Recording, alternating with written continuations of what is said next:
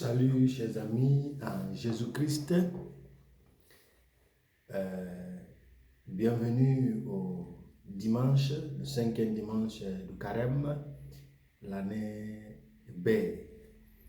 Aujourd'hui, nous lisons de la prophétie de Jérémie, chapitre 31, versets 31 à 34.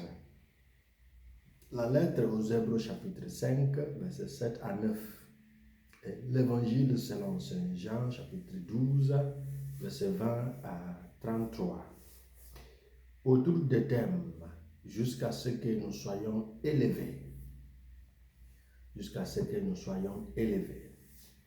Et cette élévation vient de la phrase de Jésus, comme Moïse a élevé le serpent au désert, le Fils de l'homme sera élevé afin qu'il puisse attirer à lui-même tout le monde, toute la nation.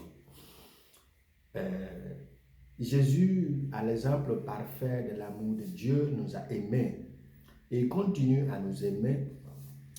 Et il est mort pour nous, même lorsque nous n'avons pas d'idée, nous ne connaissons pas qui il est. Selon Saint Paul dans sa lettre aux Romains, au chapitre 5, verset 8.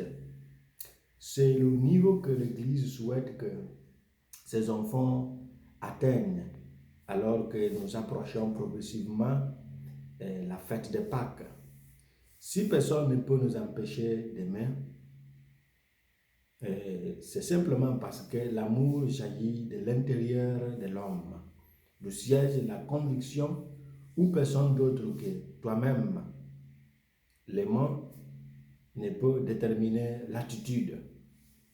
Et c'est là que le Seigneur a planté la nouvelle loi de la nouvelle alliance, comme disait le prophète Jérémie aujourd'hui.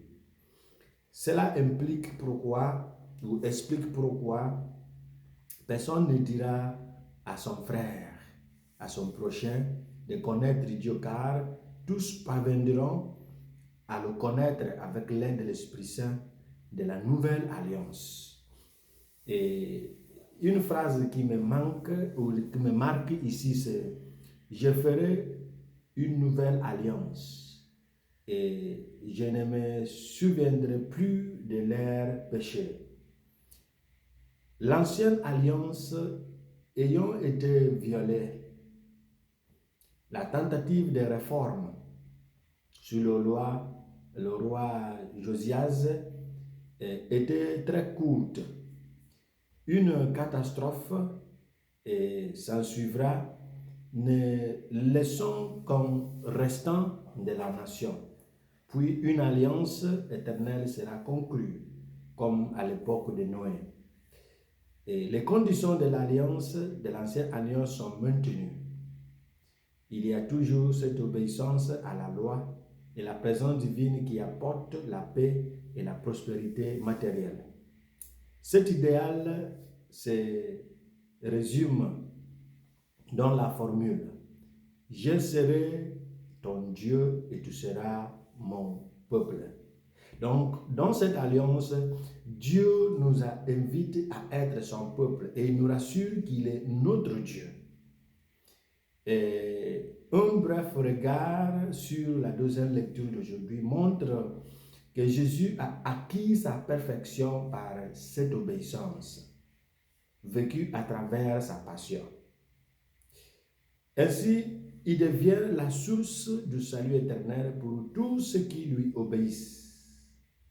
Cette alliance nouvelle est préfigurée par Jérémie dans la deuxième alliance, nouvelle alliance dont il parle, qui sera maintenant inaugurée par Jésus-Christ, a des aspects qui sont intéressants et nous allons citer 3 aspects de cette alliance. Le pardon spontané des péchés par Dieu. Dieu va pardonner le péché de son peuple. Et si nous considérons Jérémie chapitre 31, verset 34, ou Ézéchiel chapitre 36, verset 27 et 29. Deuxième aspect de cette nouvelle alliance est que la responsabilité individuelle et la rétribution sera établie. Celui qui pêche Celui qui commet le péché, c'est celui qui va souffrir. Les enfants ne vont plus souffrir des péchés de leur père. C'est la théologie de rétribution et la responsabilité et la conséquence des péchés individuels. Selon le verset 29 de la prophétie de Jérémie aujourd'hui, chapitre 31. Et Ézéchiel 14, verset 12. Le troisième aspect de cette alliance est l'intériorisation de la religion. La loi ne sera plus un code réglementant l'activité extérieure, mais une inspiration agissant sur le cœur humain, sur l'influence de l'Esprit Saint, l'Esprit de Dieu, qui donne un cœur nouveau, un esprit nouveau, capable de connaître Dieu. Ce dernier point est l'alliance inaugurée, comme je viens de dire, par Jésus-Christ, selon Matthieu chapitre 26, verset 28, Romains 11, 27, 2 Corinthiens chapitre 3, verset 6, Hébreux chapitre 8, verset 6 à 13, et 1 Jean chapitre 4, verset 23, et Jean chapitre 5, verset 20. Alors, on doit appuyer un peu sur le troisième aspect de cette alliance, de cette nouvelle alliance.